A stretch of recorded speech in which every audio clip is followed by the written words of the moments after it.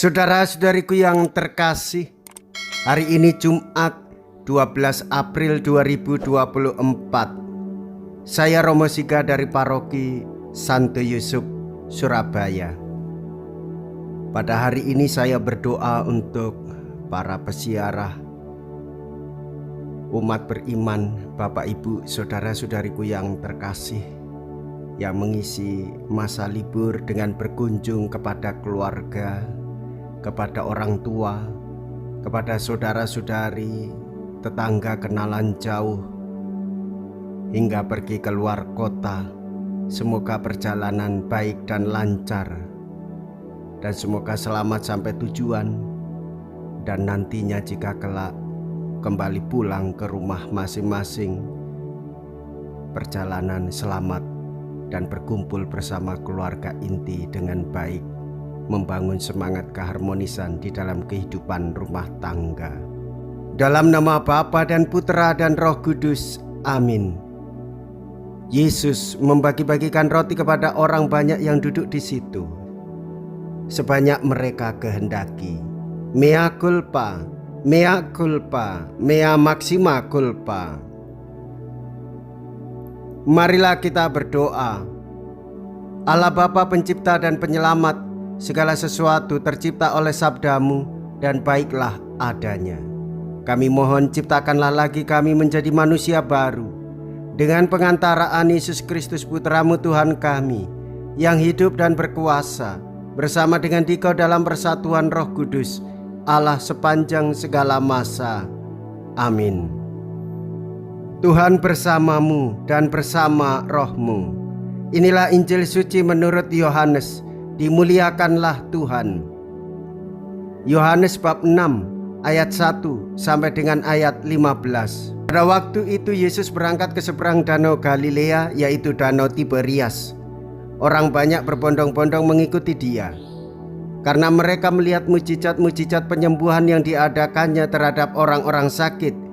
Yesus naik ke atas gunung dan duduk di situ dengan murid-muridnya. Ketika itu Paskah, hari raya orang Yahudi, sudah dekat. Ketika Yesus memandang sekelilingnya dan melihat bahwa orang banyak berbondong-bondong datang kepadanya, berkatalah ia kepada Filipus, "Di manakah kita akan membeli roti sehingga mereka ini dapat makan?" Hal itu dikatakannya untuk mencobai dia, sebab ia sendiri tahu apa yang hendak dilakukannya. Jawab Filipus kepadanya, "Roti seharga 200 dinar tidak akan cukup untuk mereka ini, sekalipun masing-masing mendapatkan sepotong kecil saja." Seorang dari murid-muridnya, yaitu Andreas saudara Simon Petrus, berkata kepadanya, "Di sini ada seorang anak yang membawa 5 roti jelai dan mempunyai 2 ikan. Tetapi apakah artinya itu untuk orang sebanyak ini?" Kata Yesus, "Suruhlah orang-orang itu duduk."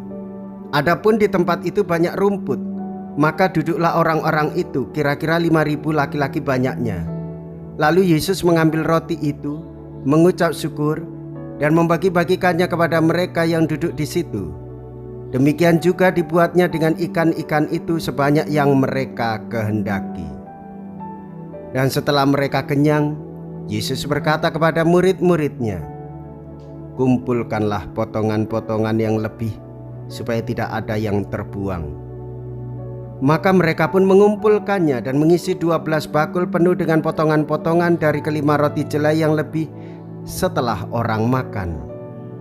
Ketika orang-orang itu melihat mujizat yang telah diadakan Yesus, mereka berkata, "Dia ini benar-benar nabi yang akan datang ke dalam dunia."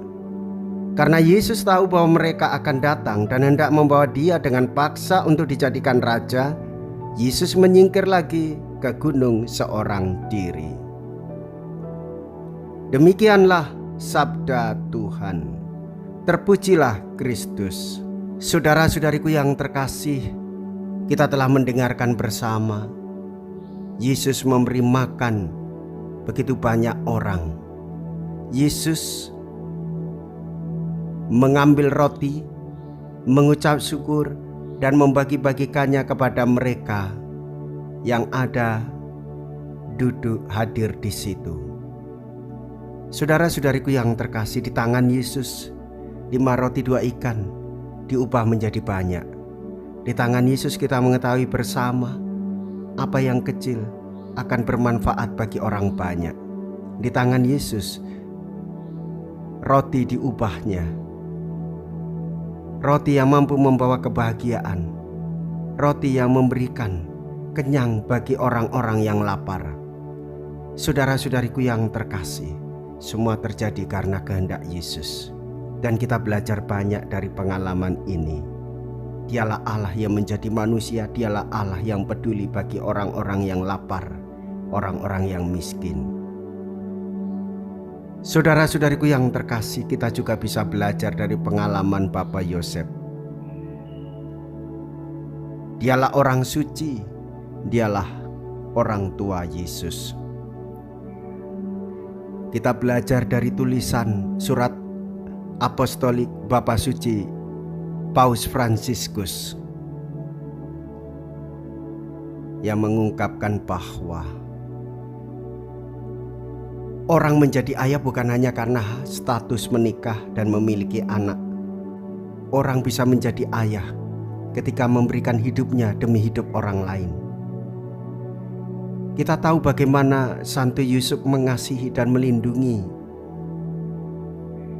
anaknya dalam keluarganya. Saudara-saudari, dengan cara itu kita menjadi sadar bahwa bagaimana Bapa di surga memberikan apa yang baik kepada setiap orang. Kita juga tahu Bapa di surga menerbitkan matahari bagi orang yang jahat maupun bagi orang yang baik, menurunkan hujan bagi orang yang benar maupun bagi orang yang tidak benar. Bapak Yosef figur gambaran dari Allah sendiri. Belajar dari pengalaman ini, saudara-saudariku yang terkasih, maka kita hendak pun melakukan kepedulian pada orang-orang yang sungguh membutuhkan. Jangan pilih kasih orang baik ataupun orang benar. Sejauh dia membutuhkan, kita berikan pertolongan. Karena Tuhan Yesus menghendaki kita melakukan perbuatan baik bagi banyak orang. Marilah kita berdoa. Allah Bapa Maha Baik, melalui Yesus Putra-Mu yang telah bangkit, Engkau hadir di tengah-tengah kami dalam Ekaristi. Kami mohon dampingilah kami sepanjang hidup, agar dapat selalu menghayati iman kami akan kebangkitan Yesus Putra-Mu yang hidup dan berkuasa kini dan sepanjang segala masa. Amin. Tuhan beserta kita sekarang dan selama-lamanya. Semoga Allah yang Maha Kuasa memberkati saudara sekalian, Bapa dan Putra dan Roh Kudus. Amin. Saudara-saudariku yang terkasih, pergilah, ibadah sabda sudah selesai. Haleluya, haleluya. Syukur kepada Allah. Haleluya, haleluya.